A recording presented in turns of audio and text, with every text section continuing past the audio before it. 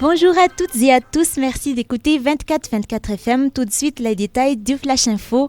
L'État malgache ne tolérera aucune forme de perturbation, comme cela a été le cas dans le sud du pays et dans d'autres bureaux des sections de recensement des matériels de vote ou SRMV.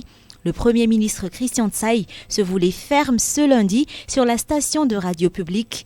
Il a indiqué que Madagascar est un État de droit et que l'État malgache n'acceptera pas le non-respect de la loi.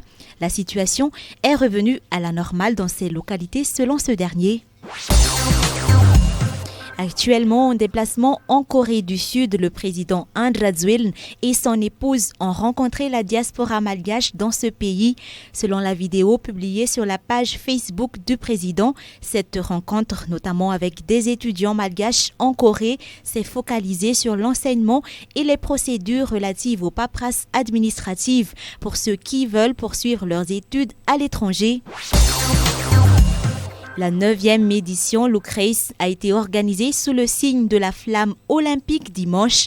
Cette course colorée pour la flamme olympique et paralympique a été organisée par l'ambassade de France et au Calou sur l'avenue de l'Indépendance, parallèlement au parcours de la flamme olympique en France à l'occasion des Jeux olympiques de Paris 2024. Selon l'ambassadeur de France, bien que Madagascar se situe à 10 000 km de Paris, l'objectif est de partager avec les amis de la France l'extraordinaire enthousiasme du passage de la flamme olympique. Cette course ludique s'inscrit dans le cadre du projet Madagascar au plus près des Jeux de l'ambassade de France. En Turquie, les défenseurs des droits des animaux se mobilisent contre un projet de loi sur l'euthanasie des chiens errants qui ne seront pas adoptés dans le mois qui vient. Pour le gouvernement turc, il s'agit d'une mesure destinée à mettre en avant la sécurité sanitaire du pays. De l'autre côté, ces défenseurs d'animaux qualifient cette action de massacre. D'après l'Organisation mondiale de la santé, l'OMS, la Turquie est classée à haut risque en matière de circulation de la rage. Et pour terminer, aux États-Unis, après la condamnation de Donald Trump, Hunter Biden, le fils de Joe Biden, se rend également devant la justice ce lundi pour détention illégale d'armes à feu. Le procès devrait prendre 2 semaines.